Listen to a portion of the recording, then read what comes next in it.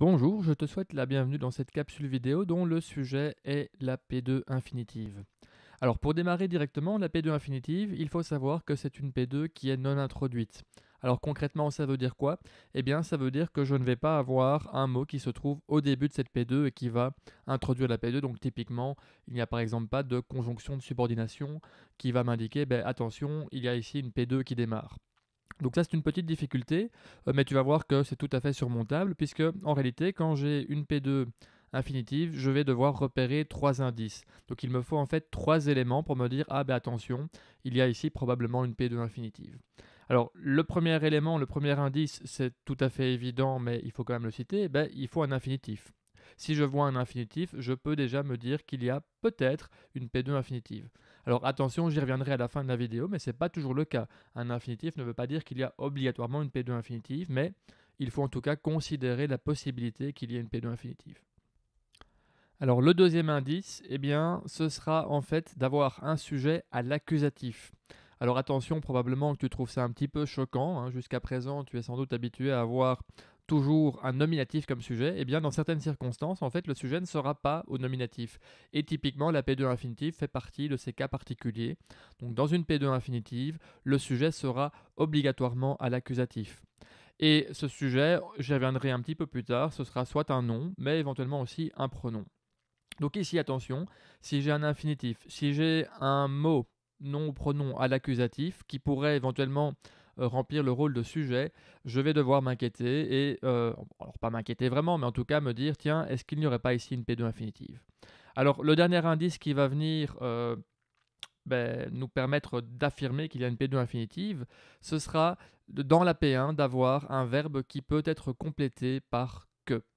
En effet, tu vas voir au cours de la vidéo que pour pouvoir avoir une P2 infinitive, en fait, cette P2 va venir se raccrocher à un verbe. Elle va en fait se raccrocher à un verbe par l'intermédiaire du mot que. Et donc, il faut absolument que le verbe de ma proposition principale soit du type, par exemple, dire que, penser que, raconter que. Tu vois ici, j'ai donné trois exemples de verbes qui peuvent être complétés par que.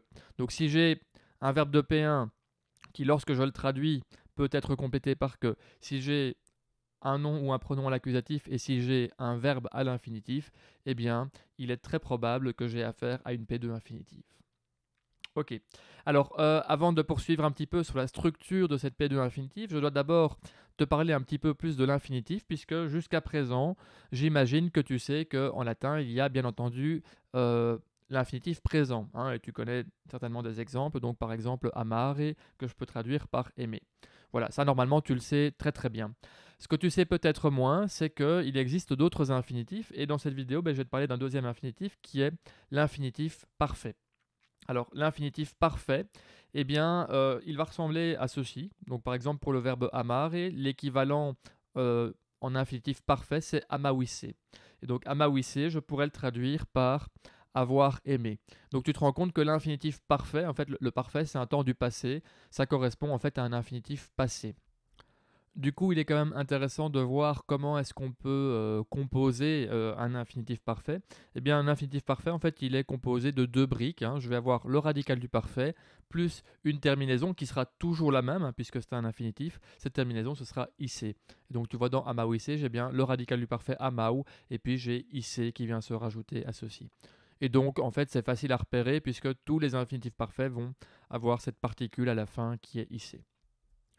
Parfait. Alors maintenant qu'on sait à quoi ressemble un infinitif parfait et un infinitif présent, on peut aller un petit peu plus loin. Et pour cela, il faut savoir que la P2 infinitive, en fait, est une structure qui est propre au latin. En tout cas, elle n'existe pas en français. Et donc, ce qui va être problématique, c'est de savoir comment traduire cette P2 qui n'a pas d'équivalent en français. Alors, je te rassure, ça n'est pas très très compliqué, c'est ce qu'on va voir maintenant. Euh, pour ça, en fait, tu l'as vu, hein, la P2, forcément, elle vient se raccrocher à une proposition principale, que j'ai nommée ici la P1. Alors au niveau de la P1, on traduit ça tout à fait normalement, de manière habituelle. On va ensuite venir rajouter le mot que.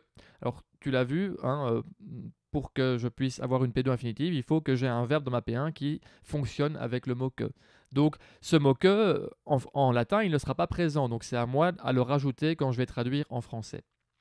Ensuite, je vais simplement prendre le sujet de ma P2, donc ce sujet, il est à l'accusatif, je te le rappelle, et puis je vais venir rajouter mon verbe de P2, donc en fait mon infinitif.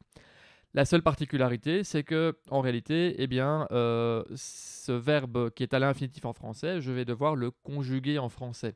Parce qu'en français, avoir un sujet et un verbe à l'infinitif, ben, les deux vont pas ensemble. Donc, je vais devoir en fait conjuguer ce verbe. Alors, pour savoir comment est-ce que je vais le conjuguer, à quel temps est-ce que je vais le conjuguer, il y a une série de choses à savoir. Et ce qui va intervenir, en fait, c'est d'une part le verbe de la P1. Donc le verbe de la P1, je vais devoir regarder si il est conjugué à un temps du présent, donc en fait à l'indicatif présent, hein, donc par exemple dico, jeudi, ou à un temps du passé. Alors quand je dis temps du passé, en fait ça peut être n'importe quel temps du passé. Donc par exemple ici, ben, je t'ai mis un indicatif parfait, donc j'ai dit, ça pourrait être de l'imparfait ou du plus que parfait, etc. Donc ici, dit et bam, je disais. Voilà, donc j'ai ce verbe de P1 que je dois considérer. Il y a deux cas possibles, soit c'est du présent, soit c'est du passé, au sens large, donc n'importe quel passé. Et puis je vais également devoir regarder à quel infinitif j'ai affaire. Est-ce que j'ai affaire à un infinitif présent ou bien à un infinitif parfait. Et en fonction de cet infinitif et du verbe de la P1, je vais du coup devoir utiliser un temps différent. Et donc tu vois ici qu'au final, eh bien, j'ai en fait un tableau à double entrée avec 4 possibilités, en fonction que j'ai un verbe de P1 en présent, un infinitif présent, etc. etc. Alors, on va venir remplir ici nos petites cases. Et donc, par exemple, si j'ai un infinitif présent, je pourrais dire dico marcum laborare, ou bien si je suis avec un verbe de P1 au passé, dixi, marcum laborare, etc. Donc là, je peux du coup venir considérer les 4 cas possibles. Alors je vais commencer par le premier, donc verbe de P1 au présent et infinitif présent. Donc j'obtiens dico marcum laborare. Alors dans ce cas-là, en fait, l'infinitif, je vais devoir le traduire à l'indicatif présent, tout simplement. Et donc ça va me donner, je dis que Marc travaille. Et voilà, tu vois ici, on a bien notre verbe de P1, le mot que qu'on a rajouté, le sujet de la P2 infinitive et le verbe de la P2 infinitive qu'on a conjugué. Alors, dans le cas où j'aurais affaire à un infinitif parfait avec ce verbe de P1 au présent, eh bien, je vais traduire par un indicatif passé composé. Et donc, dico Marcum laboravisse, ça va me donner, je dis que Marc a travaillé, tout simplement. Alors, on est parti maintenant pour un verbe de P1 au passé. Donc, par exemple, dixi Marcum laborare et j'ai dit. Eh bien, je vais devoir ici traduire par l'indicatif imparfait. Et ça va me donner, donc, j'ai dit que Marc travaillait. Dernière case à compléter. Dans le cas où j'ai un verbe de P1 au passé et un infinitif parfait, je vais traduire par de l'indicatif plus que parfait. Donc, ça va me donner, par exemple, j'ai dit que Marc avait travaillé. Voilà. Et donc, au final, hein, juste pour que tu sentes un peu les choses, en réalité, quand j'ai un infinitif, si l'infinitif est présent, ça veut dire que l'action de cet infinitif se passe en même temps que le verbe principal. Donc quand je dis que Marc travaille, ça veut dire qu'au moment où je dis, eh bien en même temps, Marc est occupé à travailler. Par contre, si j'utilise un infinitif parfait, ça veut dire que l'action qui est évoquée dans l'infinitif, elle est déjà passée, elle est dans le passé. Et donc ici, je dis que Marc a travaillé, ça veut dire qu'au moment où je dis, eh bien, Marc a déjà terminé de travailler, il travaille dans le passé. De la même manière, si j'ai un verbe qui est au passé dans la P1, le fait d'avoir un infinitif présent m'indique que l'action à l'infinitif se passe en même temps que le verbe de la P1. Et par contre, si j'ai un infinitif parfait, ça signifie que l'action qui est évoquée avec mon infinitif parfait, elle se passe dans le passé par rapport au verbe de la P1. Donc en fait, ça correspond à un passé du passé quelque part. Si ce que je viens d'expliquer n'est pas hyper clair pour toi, ce n'est pas très très grave, hein, j'essaie juste de te faire un peu sentir les choses. Mais donc si mon explication ne te semble pas très claire, en fait, ce que tu dois vraiment faire, c'est juste regarder à quel temps se trouve ton verbe principal, regarder à quel infinitif tu as affaire, et en fonction de ces deux données, tu vas aller piocher le bon temps dans la case correspondante en fait. Voilà. Alors, attention toutefois, parce que ce tableau de concordance ne s'applique pas lorsqu'on va avoir affaire à des verbes de souhait, des verbes d'ordre. Dans ce cas-là, en fait, il va falloir traduire à l'oreille. Donc si j'ai un verbe de volonté, de souhait ou d'ordre, je ne vais pas utiliser ce tableau, je vais le faire à l'oreille. Alors par exemple, un verbe d'ordre, ben, ce serait ici je souhaite que, je veux que. Et tu peux te rendre compte ici que si j'ai je veux que, alors imaginons ici que je reprenne l'exemple du tableau, je veux que Marc a travaillé. Tu vois bien que ça ne fonctionne pas ici, hein. Donc ici, fais bien attention, si jamais tu vois que tu as un verbe de genre, du genre vouloir, exiger, ordonner, eh bien, dans ce cas-là, en fait, il ne faut même pas s'embêter avec ce tableau, on va le traduire à l'oreille, et en principe, ça devrait très bien se passer comme ça. Alors, poursuivons un petit peu, et ici, je vais te parler du sujet de cette P2 infinitive, et plus particulièrement du cas où tu aurais affaire à un pronom.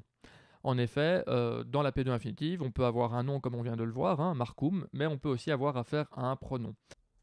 Plus particulièrement, il va y avoir deux situations que je vais te présenter ici, deux situations à laquelle tu pourrais être confronté. La première, c'est tu aurais affaire à un sujet de P2 infinitive qui serait le pronom C. Alors ce qui est bien avec ce pronom, c'est que, alors je vais le considérer qu'à l'accusatif ici, puisque c'est ça qui m'intéresse, hein, je suis occupé à parler du cas où ce pronom est sujet de P2 infinitive, eh bien, ce mot-là, ce pronom, il correspond en fait à l'accusatif singulier et pluriel, masculin, féminin et neutre. Donc il a la même forme dans ces six situations possibles. Donc c'est assez pratique ici, on ne peut pas vraiment dire qu'il se décline en quelque sorte. Alors si le sujet de la P2 infinitive est C, eh bien ça veut dire quoi? Ça veut dire qu'en fait le sujet de la P2 infinitive est le même que le sujet de la proposition principale. En fait le pronom C va permettre de reprendre, de réutiliser le sujet de la proposition principale. Le deuxième cas, ben, c'est celui où je n'aurai pas affaire au pronom C et on va le plus souvent avoir affaire du coup au pronom is et à id. Alors ce pronom-là, malheureusement, il est un peu moins pratique puisqu'il se décline. Alors C se décline aussi, hein, en fait, mais à l'accusatif, ça donne tout le temps la même chose. Is et à id se décline, mais malheureusement à l'accusatif, en fonction du singulier, du pluriel, du masculin, du féminin ou du neutre, on n'aura pas la même forme. Alors, si tu ne connais pas is et à id, tu ne dois pas étudier ce pronom en entier. Pour la P2 infinitive, tu dois connaître les formes uniquement de l'accusatif. Et donc ces formes, je te les donne. Donc pour le singulier, on va avoir eum au masculin, eiam au féminin, id au neutre. Et alors pour le pluriel, on aura eos, eas et ea.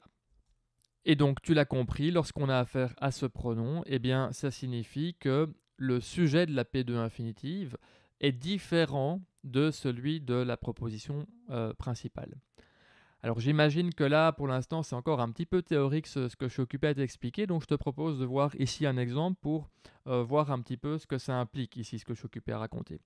Alors pour l'exemple, je te propose deux phrases qui sont très très similaires, donc Caesar dicit se venire et Caesar dicit eum venire. Alors, je peux très rapidement analyser ces deux petites phrases qui ne sont pas bien compliquées, mais on va quand même le faire pour être un peu rigoureux.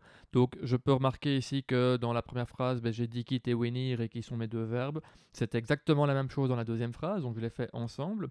Si je regarde dans la première phrase, je me rends compte que le sujet de la P1 c'est Caesar et le sujet de la P2 c'est C. Ok. Alors, je vais faire ici quelque chose qui n'est pas vraiment nécessaire avec une phrase aussi petite, mais je vais bien indiquer ici que j'ai affaire donc à une P2 infinitive, puisque j'ai bien dicit qui veut dire dire. Donc, je peux dire que. Ok. Donc, j'ai mon premier indice. J'ai le C, un accusatif sujet, et j'ai venir, et donc j'ai mes trois indices. Donc, ici, j'ai bien une P2 infinitive. Alors de la même manière, si je regarde dans la deuxième phrase, dans le deuxième exemple, j'ai Caesar de nouveau, sujet de la proposition principale, et eum qui sera le sujet de la proposition infinitive. Et donc je mets mes petits crochets et j'indique bien que j'ai affaire à une P2 infinitive. Ok, alors maintenant, si je traduis ces deux phrases, qu'est-ce que ça va me donner? Eh bien ici, je vais avoir pour la première phrase, César dit qu'il vient. Si je traduis la deuxième, je vais avoir César dit qu'il vient. Ok, alors on obtient exactement la même chose. Tu vois que c'est, on va le traduire par il, et eum, on va le traduire par il aussi. Euh, mais en fait, en latin, il y a une nuance, il y a quelque chose qu'on voit et qu'on ne voit pas en français. Alors, cette nuance, c'est quoi? C'est qu'en latin, dans le premier exemple, on a utilisé le mot c'est, le pronom c'est. Et ça, comme je l'ai dit, en fait, c'est un pronom réfléchi. Donc ça indique que quand César dit qu'il vient, le il, ça correspond à lui-même. Donc César nous parle de lui-même, il dit que lui-même, en personne, vient. Dans l'autre phrase, quand César dit qu'il vient, en fait, le il faut comprendre que c'est quelqu'un d'autre. Ce n'est pas César qui va venir, c'est une autre personne. Donc il parle de quelqu'un d'autre à la troisième personne du singulier. Voilà. Donc ici, tu as ces deux petites nuances de sens qu'on a en latin, mais tu vois qu'en fait, on la perd en français. Mais donc toi, comme latiniste, tu dois quand même avoir cette nuance et avoir conscience quand tu traduis que le sens n'est pas le même en réalité. Voilà. Alors, il me reste une dernière petite chose à évoquer avec toi dans cette vidéo. Et alors, ne rigole pas, c'est un petit peu spécial, mais je vais te parler de l'infinitif petit chien. Alors attention, l'infinitif petit chien, c'est un nom que je donne moi-même à ce type d'infinitif. Ce n'est pas un terme grammatical rigoureux du tout, hein.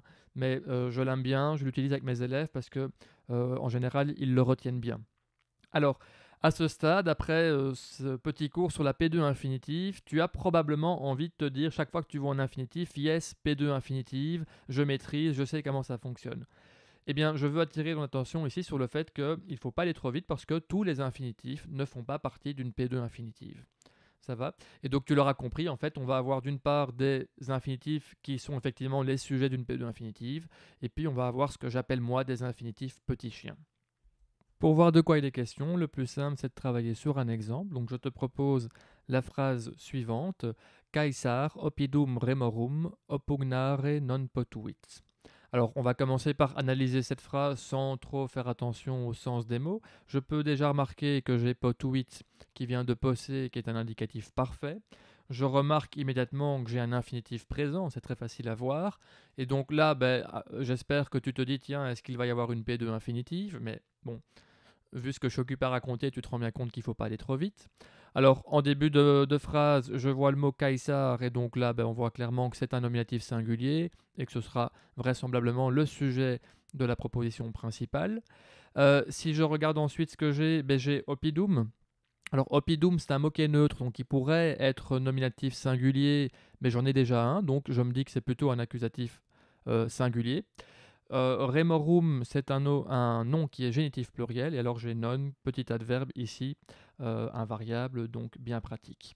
Donc ici, si je vais un petit peu trop vite, je vais avoir envie de mettre des crochets du côté de oppidum jusqu'à oppugnare, puisque j'ai un accusatif singulier, ça pourrait être mon sujet, j'ai un infinitif. Sauf qu'en fait ici, je n'ai que 2 indices sur 3 parce que le verbe principal potuit, donc qui veut dire pouvoir, eh bien il ne fonctionne pas avec que, il ne peut pas être complété par que. Hein, je ne peux pas dire il peut que quelque chose, non ça ne va pas du tout. Et donc ici, je me rends compte qu'en fait une P2 infinitive, ça ne fonctionne pas parce que je n'ai pas le verbe adéquat en P1, et donc obligatoirement, eh bien mon infinitif il aura une autre fonction. Et en fait cette autre fonction, il n'y en a pas 36, ce sera ce que moi j'appelle un petit chien. Alors en réalité, oppugnare ici va nous servir de complément du verbe, mais moi je l'appelle petit chien. Alors tu vas voir pourquoi je dis ça. Donc si je traduis la phrase, je vais avoir le sujet, donc César, non potuit ne peut pas. Ensuite, je vais avoir l'infinitif présent attaquer, donc César ne put pas attaquer la ville fortifiée d'Erem. Alors l'Erem, c'est une tribu gauloise. Et donc tu vois ici que mon infinitif, naturellement, on a envie de le mettre derrière le verbe principal, derrière le verbe conjugué, et il vient donc compléter ce verbe principal. C'est pour ça que moi je l'appelle infinitif petit chien, puisqu'en fait il vient se mettre derrière son maître, donc on le traduit en le mettant directement derrière le verbe principal, comme un petit chien qui viendrait suivre son maître. Voilà. Et ce que je fais de manière un petit peu comique pour que mes élèves retiennent bien, c'est que j'appelle ça un WAF. Donc quand j'analyse, plutôt que de noter infinitif petit chien, je mets WAF, et donc on sait que ça veut dire qu'on n'est pas dans une P2 infinitive, mais qu'on a affaire à un infinitif qui va servir de complément. Voilà, j'espère avoir été le plus clair possible. Je te remercie pour ton attention et je te dis à bientôt.